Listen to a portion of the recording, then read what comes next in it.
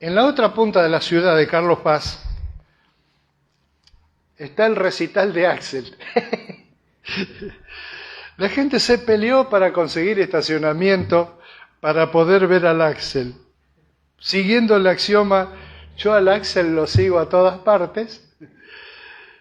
Y para mí fue un contraste, porque nosotros venimos de allá para acá, para ser poquitos. Ya vamos a ser muchos, se va a llenar esto.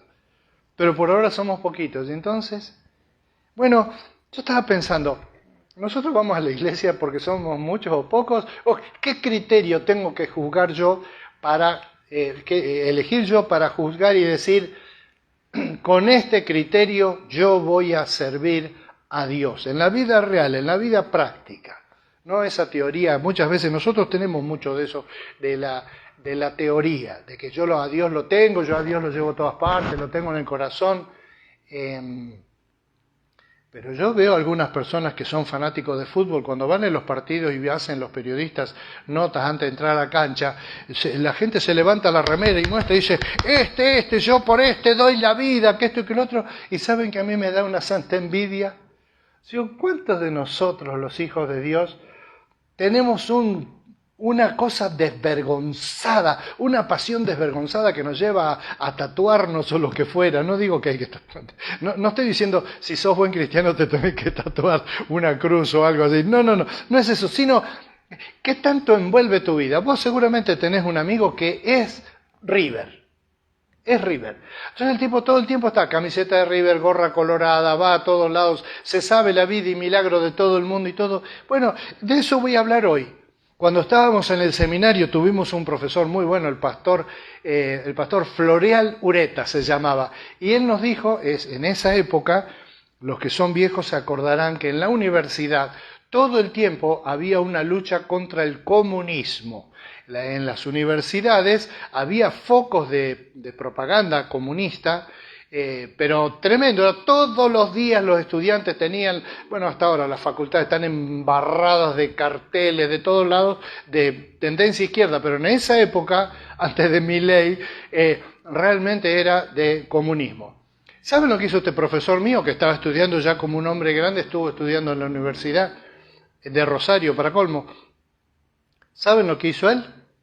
Para poder discutir con compañeros de la facultad con argumentos sobre el tema del comunismo, él se leyó las obras de Marx completas. Entonces les decía al compañero, porque ustedes dicen, pero Marx dice, ¿vos leíste las obras de Marx? Bueno, la parte que leí yo, bueno, le digo, ¿leíste la Biblia? Dice, no, la Biblia no la conozco. Entonces, ¿cómo hablás vos de una fe que tiene 2000 años de antigüedad, la fe cristiana, basada en una fe mucho más antigua, judía, si no has leído la Biblia? Ahora, si vos me discutís algo del comunismo, yo te puedo decir que lo que vos me digas, yo lo he leído en los libros, esos libros que tienen ustedes. Y él nos dijo un pensamiento, yo era un muchachito, me acuerdo que eso es uno de los pensamientos, ¿viste?, que te queda para siempre. Él dijo, el comunismo es una religión. Porque en ese entonces, ahora no, ahora ha cambiado. Todo se ha secularizado, todo se ha secularizado. Quizá no el Islam o alguna otra cosa, pero el comunismo chino, por ejemplo, de hoy, lo único que mantiene es el color rojo. Que de paso me di cuenta ahora que el forro de la tablet mía es de color rojo. Este profesor nos dijo, es una religión. Tienen un salvador. En aquel momento era Mao Zedong. ¿Saben? Por las dudas, ¿no? Porque ahora hay un reavivamiento del comunismo que es una antigüedad. Saben que gracias a Mao Zedong hay unos 70 y pico millones de chinos que fueron eliminados. Hay que pensar en esas consecuencias de las cosas que decimos de las ideologías. Bueno, él dijo, tenemos un Salvador, tenemos una Biblia del comunismo, decía él, el libro rojo de Mao Zedong. Tenemos canciones, se juntaban ahí en la plaza Tiananmen, ¿se acuerda? Y cantaban canciones,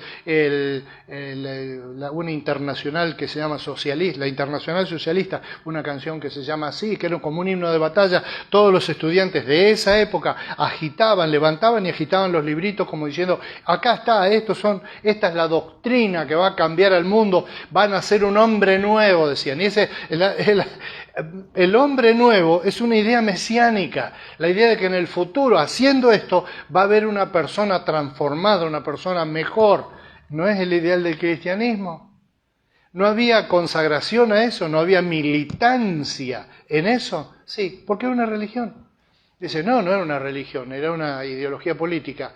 Claro, pero con tantas coincidencias es difícil no ver y decir, esto es una religión. Digo por el hincha de River que mencioné más temprano, los hinchas de Boca son también así.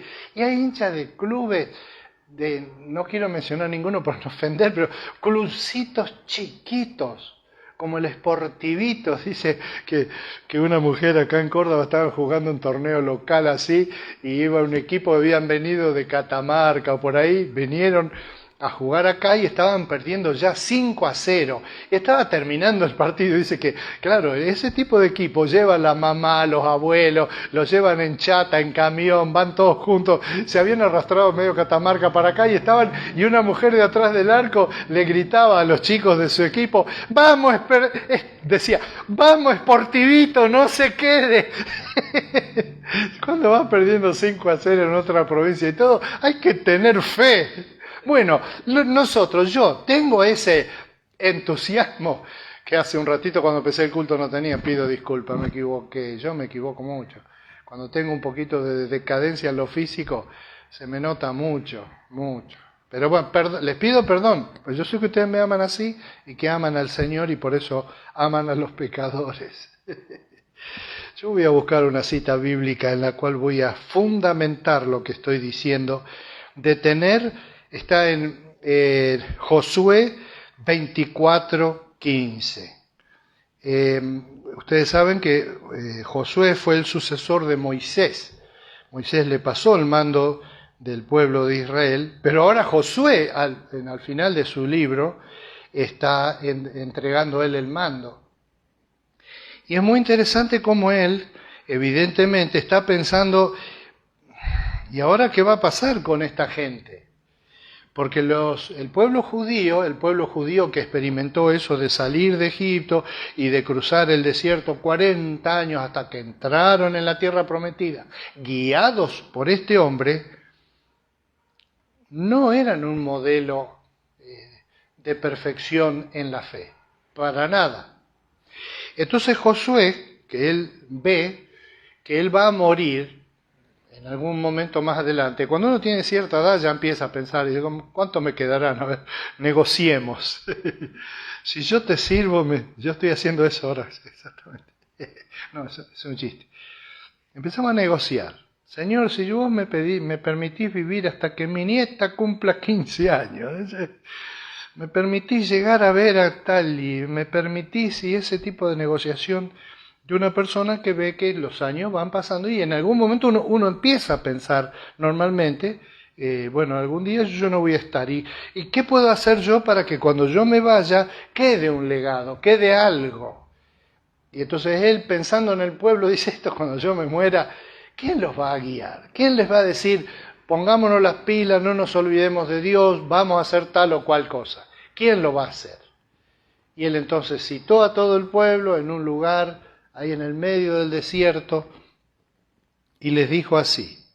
Hay un discurso, es largo, pero yo leo un solo versículo, donde él dice así: elijan su Dios que van a servir, dice, pero si a ustedes les parece mal servir al Señor, elijan ustedes mismos a quienes van a servir. Si a los dioses que sirvieron sus antepasados al otro lado del río Éufrates, o a los dioses de los amorreos, en cuya tierra ustedes ahora habitan. Por mi parte, mi familia y yo serviremos al Señor. Hay 3, en realidad 4, alternativas que él propone. El pueblo de Israel nació como pueblo en Egipto, siendo esclavos. Entraron como una familia, la familia de José, que con el tiempo creció y llegó a ser una familia muy grande que, como el judaísmo, los judíos hasta el día de hoy tienen, de que siempre hay una diferencia de ellos con el resto de la gente. Siempre, a donde estén, son conocidos como judíos. Los judíos que nacen en Argentina son argentinos. Sin embargo, los compañeros del colegio dicen, mamá, tengo un compañero judío. Bueno, esa, no sé cómo llamar, pero es como distinguir al pueblo judío siempre, y la mayoría de las veces para mal, prejuiciosamente, justamente hizo que fueran tratados como esclavos en Egipto. Y de ahí, cuando Moisés los sacó, ellos eran esclavos que hacían barro para la construcción, hacían ladrillos de barro, para la construcción. Ahí en Egipto, donde nació el pueblo, donde se multiplicaron, había una religión. Enseguida, miren, si yo les digo algunas cosas, a ustedes enseguida les va a venir la catarata de recuerdos.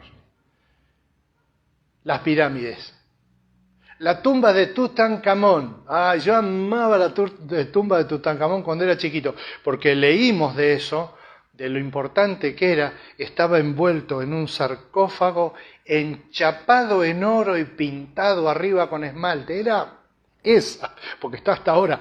Es una maravilla. Y afuera un cajón de madera tallado con la forma. Eso era el sarcófago de Tutankamón. Y todo con significado religioso, todo.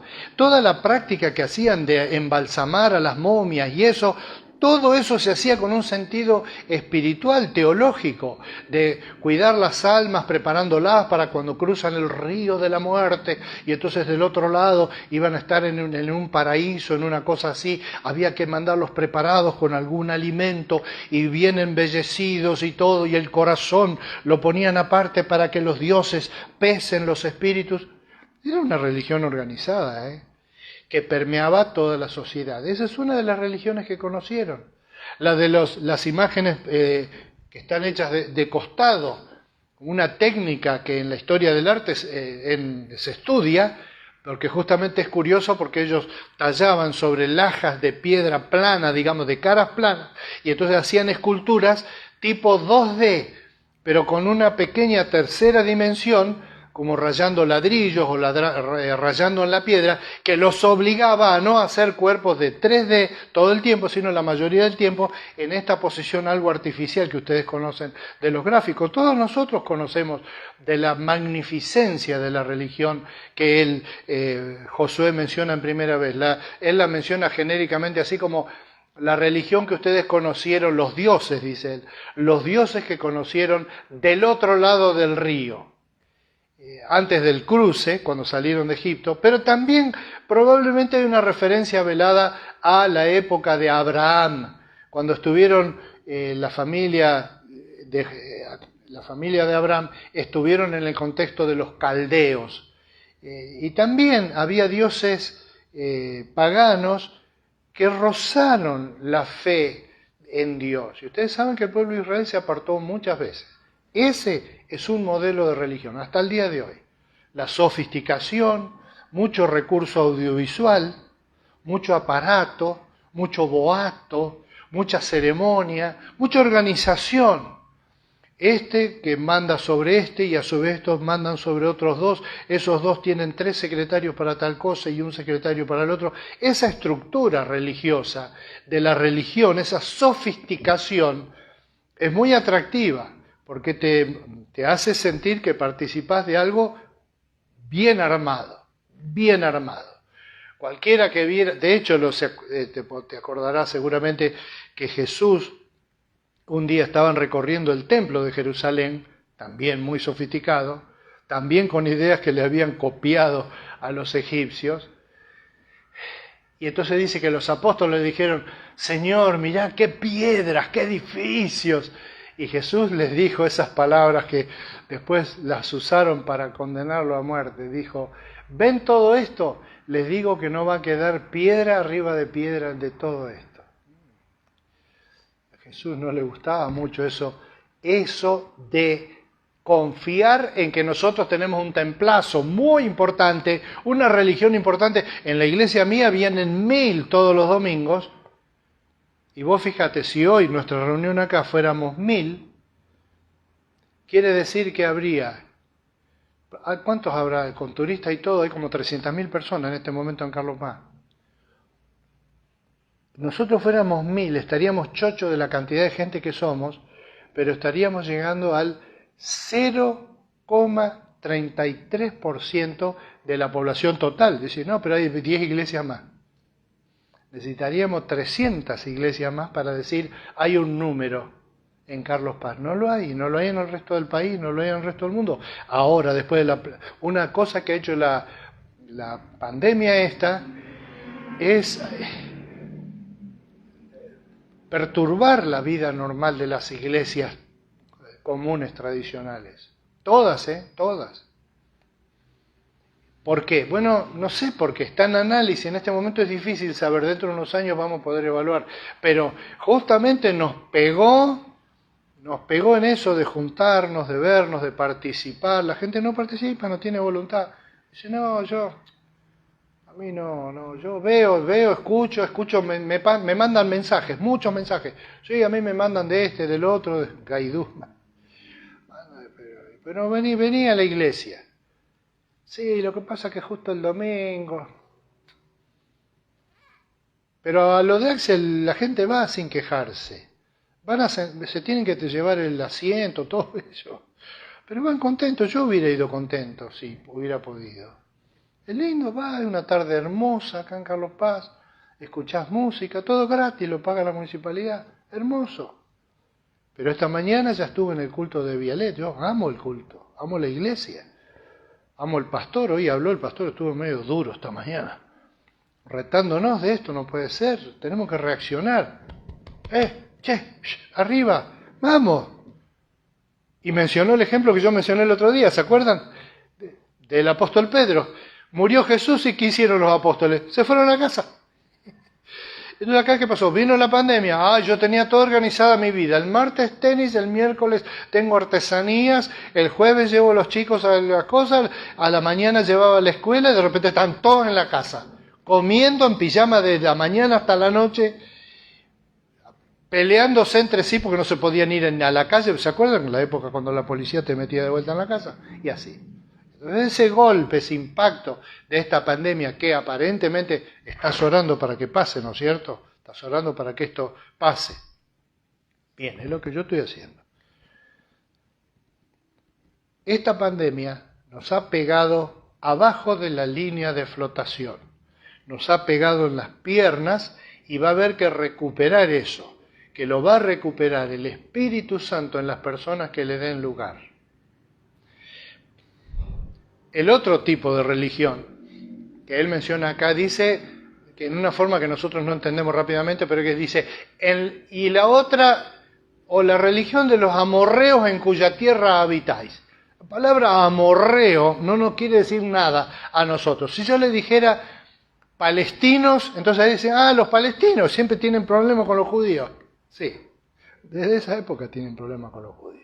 Son los habitantes anteriores, las poblaciones originarias. Atento a la discusión de las poblaciones originarias.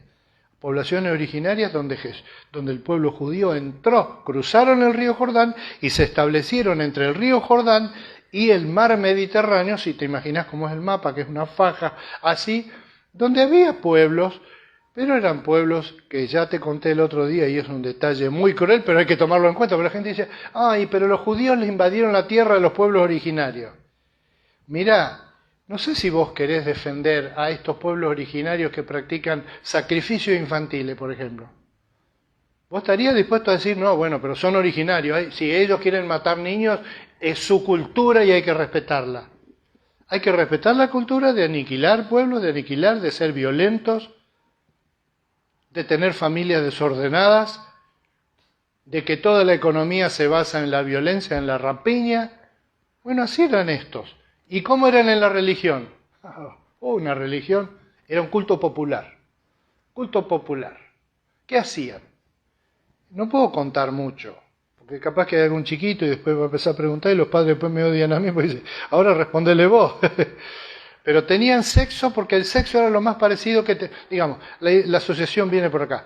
Cuando tenés sexo probablemente tenés un hijo y entonces eso se puede ligar a la tierra, tiene una especie de sexo que permite que después dé fruto. Los animales, obviamente, tienen sexo, se aparean y después tienen cría. Entonces, para ser rico tienen que aparearse mucho los animales, tiene que aparearse mucho en alguna forma el campo y la gente se aparea en homenaje a los dioses. Y hacían cada cosa que nosotros hoy día consideraríamos, mirá que para que lo consideremos hoy día una cosa degenerada, realmente hacían cosas atroces. Pero, ¿qué es el criterio? Vamos a respetarlo porque eran los pueblos originarios. Bueno, así Josué les dice, si ustedes quieren, sigan esto. ¿Qué cultos tenían? Así nomás, nos vamos al campo con unas chicas y tenemos sexo y nos emborrachamos. Eso es lo que hacían. Y la idea es que ellos dejaban restos, digamos, sobre el campo, que después hacía que el campo sea más fértil. Bueno, es una idea, ¿no? Y había gente que decía, guarda, porque yo conozco una tía mía que hizo así y le fue bien en el campo. Entonces Josué, en vez de decir, che, no, dice, ojo, pero decidan ustedes qué es lo que van a hacer. Decidan qué es lo que van a hacer. Tenés la religión tipo Egipto y tenés la religión popular esta tipo de la de acá. Y entonces, si vos querés elegir esa, estás en tu libertad. Mirá que estamos hablando de más de 1000 años antes de Cristo, estamos hablando de la libertad de elegir, que él menciona como, pero yo y mi familia, él dice casa, por ese concepto oriental, donde el viejo, más viejo de la casa, él era el título de la casa, el apellido. Hasta ahora se mantiene en el apellido ese. Y todos los que estaban en esa estructura familiar patriarcal, todos pertenecían a un conjunto, incluyendo los esclavos, que les llamaban casa, porque la idea es que vivían todos más o menos en una cierta forma. Entonces, una familia, vos tenés una pareja, tienen un hijo, 2, 3 hijos, pasa de ser 2 individuos que pasan a ser una familia. Pero cuando la familia crece, pasa a ser un familión. Y llega un momento que esa familia se desparrama tanto, llega a ser una tribu. Y si esa tribu es más o menos grandecita, ya es un pueblo. Y si viven en un lugar, puede ser que hay una tribu, un pueblo, donde son todos parientes. Como pasa ahora en la isla Natividad, no sé si escuchaste de ese caso que hay, no le vamos a dedicar tiempo ahora, pero donde hay unas tribus de aborígenes que no tienen contacto humano con el occidental. No conocen, no saben. Cuando la gente se acerca los matan. Han matado, de hecho, último que mataron hace como un par de años es un misionero brasileño, cristiano, que fue para hablarles de Dios y se confió, llevan bananas de regalo, así le van tirando bananas para que ellos vean que vienen en son de paz. Bueno, comieron las bananas, pero cuando los tuvieron a tiro, los lancearon y los mataron. Entonces, hay una capacidad de elección y Josué ve la ventaja de elegir por Dios. Y la pregunta que se levanta entonces es, bueno, todos nosotros tenemos la oportunidad de elegir. Podemos elegir. ¿Y qué vamos a elegir? Bueno, ¿cuáles son las alternativas hoy? Hoy hay algunas alternativas que son religiosas, pero que no son religiosas. ¿Me explico? ¿Se acuerdan del ejemplo que puse al principio del comunismo en la década del 70? Bien, es decir, puede haber algo que reemplaza la fe en Dios, pero en una forma secular. Por ejemplo, ya mencioné lo del fútbol. Para algunas personas el fútbol, un equipo en particular o lo que fuera, es una religión. Están consagrados a eso. Están consagrados a eso.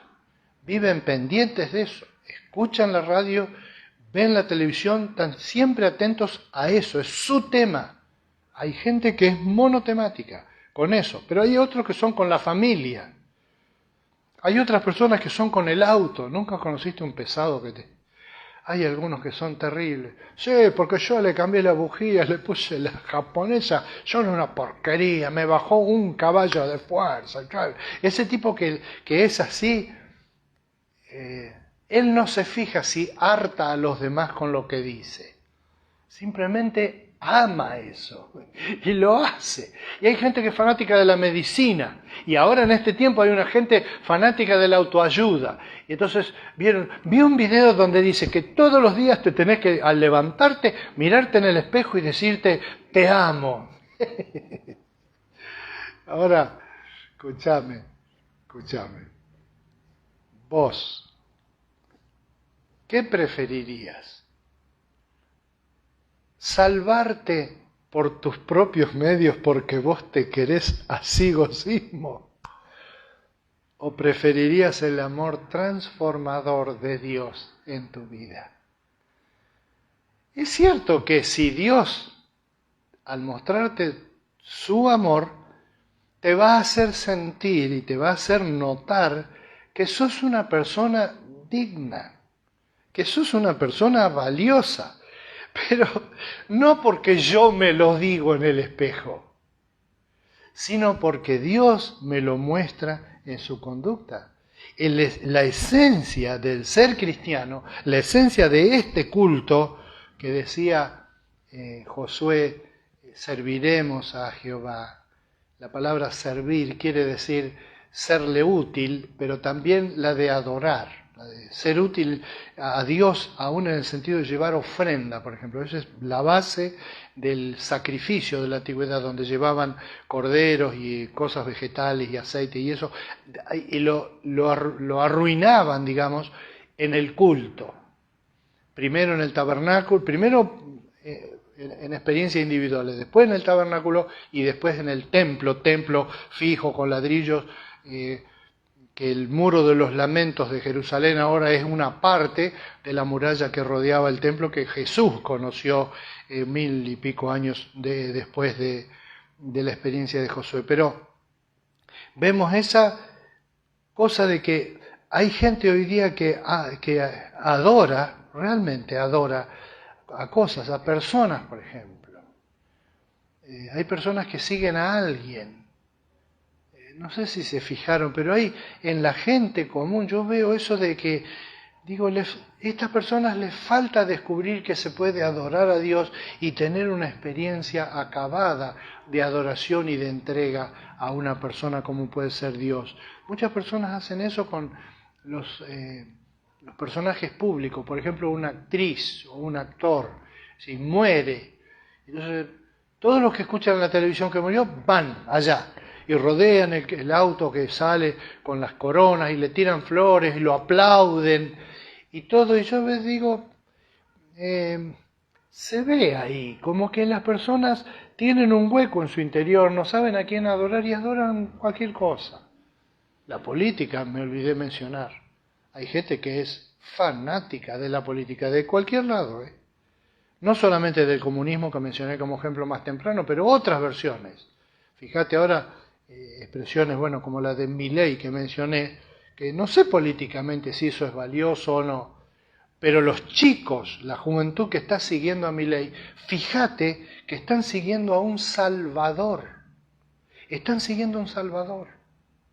¿Por qué? Bueno, tienen sus formas, tienen sus cánticos, tienen su culto, tienen su religión. Tienen su religión, tienen la salvación. Vos le preguntás a cualquiera de estos chicos, le decís, ¿y vos creés que Milei puede salvar a la Argentina? Usá una palabra cristiana. Te van a decir, sí, es más, es la única salvación. Ahora vos le decís, ¿querés venir el domingo a la iglesia donde vamos a hablar de la salvación que es en Jesús, que dio su vida por vos? Va a decir, no, religión no, ¿qué religión? Eso es anticuado. Dice, pero acabás de decirme que crees en una persona que va a salvar al país, que va a nacer el hombre nuevo. Miren, yo estaba empezando a estudiar en el seminario y ese era el mensaje, el hombre nuevo que iba a salir del comunismo. Hay algunos países que son comunistas ahora, pero confesamente comunistas. De hecho, en China no hay macrismo, no hay otros partidos. En Venezuela, que es un país comunista, tampoco hay. En Cuba tampoco hay. En Rusia, ahora que estamos alineados con Rusia y la ruta de la seda, tampoco hay. Acuérdense que el gobierno comunista de China fue el que favorecía la muerte de los bebés y que favorecía a las familias que tenían un solo hijo. Ahora aflojaron con eso. Creo que ahora tienen permiso para 2. Pero te daban la autorización por pareja a tener un solo hijo. ¿Y eso qué significaba? Que si la chica quedaba embarazada había que abortarlo. ¿Te das cuenta que estamos hablando de genocidios y todo, y hay gente que dice, no, ahí está, la ruta de la seda china, ahí donde tenemos que enfilar a la Argentina y le hacemos venia a todos lados? Estoy hablando directamente del ejemplo del presidente, que ustedes saben, como representante nuestro, está decidiendo él sobre cosas que tienen que ver con nuestra fe de la religión. Dice, no, acá se respetan los derechos. Sí, es cierto que todavía tenemos libertad en la Argentina, pero no sé qué tanta libertad hay en el mundo contemporáneo. Por estas religiones. La ideología de género es una religión. El feminismo actual es una religión. Porque el machismo antes era una práctica muy extendida hasta el día de hoy, pero no tenía tanta estructura como tiene, por ejemplo, el feminismo actual. Entonces hay que tener cuidado, porque uno queda con una explicación fácil. Sí, hay que recuperar los derechos de las mujeres. ¿Vos encontrás a alguien que esté en contra de eso? Yo estoy de acuerdo con eso. Y leo en la Biblia y veo el ejemplo de mujeres como María, la mamá de Jesús, que por supuesto, en el ámbito del machismo de la antigüedad, se las arreglaron para ser personas cabales y acabadas delante de Dios. Bueno, ¿qué elegís vos? Porque ese es el punto. Vos tenés libertad de elegir. Vos decís, yo elijo cualquier cosa, se te va a respetar ese derecho. Si vos me decís, yo quiero creer en la religión de que los extraterrestres van a traer vida a nuestro planeta y nos están teniendo paciencia, pero van a venir a intervenir todos. Si vos decís, yo quiero creer eso, estás en el derecho de hacerlo. Sí, estás en el derecho. No te voy a yo no votaría para que alguien te prohíba hacer eso. Para nada. Probá. Pero fíjate, como dijo Josué, si esta opción que yo tengo es tan tonta como parece, la de creer en un Dios invisible, la de tener fe en un Dios que de repente no sabes bien dónde encontrarlo. Fíjate, no sea que esa sea la única opción verdadera. Si es que de acuerdo a como dice la Biblia, Dios es único. No hay una genuina alternativa de varios dioses, y hay uno que es más para jóvenes, otro más para viejos, uno más para gente capacitada y otra gente menos preparada. Hay un solo Dios. Dice, no, pero hay un montón de opciones para creer. Sí, opciones para creer. La pregunta es, ¿cuántas opciones hay para creer en la verdad? En lo que efectivamente da resultado, transformando la vida y los hogares. Arrancamos la reunión con una oración pidiéndole al Señor su intervención en el caso del papá de Sebastián, y en tu casa vos sabrás de qué has estado orando. Yo digo amén a esa oración también. Ahora cerramos también pidiendo que el Señor nos dé sabiduría para experimentar en directo. Les cuento una infidencia. En Facebook yo publiqué, algunos quizá lo vio, un pedido de un ofrecimiento para orar una semana por personas que me manden un mensajito por WhatsApp, que se presenten, que digan, ore por mí por tal cosa, y realmente me abrumaron los pedidos. Muchos de esos pedidos estaban hechos por creyentes que buscan el apoyo de la oración de los demás, pero muchos de personas que no tienen idea y se agarran de cualquier cosa, y si ven eso dicen, bueno, por lo menos que ore, total, mal no va a ser. Es tremenda la necesidad que hay hoy día de tomar comunión, ya, hoy, urgente, con Dios, aprender a vincularse personalmente con Él, no a través de la iglesia. La iglesia será un lugar para juntarnos, un lugar para compartir, para estudiar, para lo que fuera, para adorar como hemos estado haciendo ahora. Pero esa comunión individual y personal no se reemplaza con nada. Y te desafío en este momento a que vos, en el fuero que tengas disponible, porque si estás viendo esto con tu familia alrededor, los chicos están con la Play al lado, no es un momento muy serio espiritualmente que digamos. Nosotros acá en la iglesia, los tres que estamos los tres en comunión con Jesucristo. Nos vamos a entregar de vuelta la vida que ya es de Él. Pero en tu casa vos, si querés experimentar una verdadera vida, entregásela al Señor. O si no, decí francamente, yo quiero seguir entregado a la noche, mi religión es la noche. Bueno, ¿y qué resultados da? Y si querés preguntarme por privado, ahí está el teléfono, me podés mandar un mensajito, preguntame cómo me va a mí con eso. Te puedo decir y lo voy a contar con alegría, o a mi esposa, o a cualquiera de nosotros, ahí lo tenés a Suki también, te puede contestar. Oramos y nos vamos. Padre nuestro que estás en los cielos, gracias porque vos sos tan bueno. La verdad, siempre nos tenés sorprendido de tanta bondad. Aún esa bondad que nos respeta para elegirte o elegir en contra tuya. Te pedimos perdón, Señor, porque nos damos cuenta que muchas veces hemos elegido al revés de lo que vos quisieras para nuestra vida. Perdón, Señor. Ayúdanos a aprender en el día a día a seguirte el paso a paso. Y por lo demás te damos gracias por esa obra magnífica que hizo Jesús cuando murió por mis pecados y entonces en vez de pagarlos yo, ahora los pagó Él y yo quedo liberado para adorarte y para servirte. Te pedimos una buena semana para cada quien y te pedimos una nueva transformación de tu pueblo post-pandémico. En el nombre de Jesús.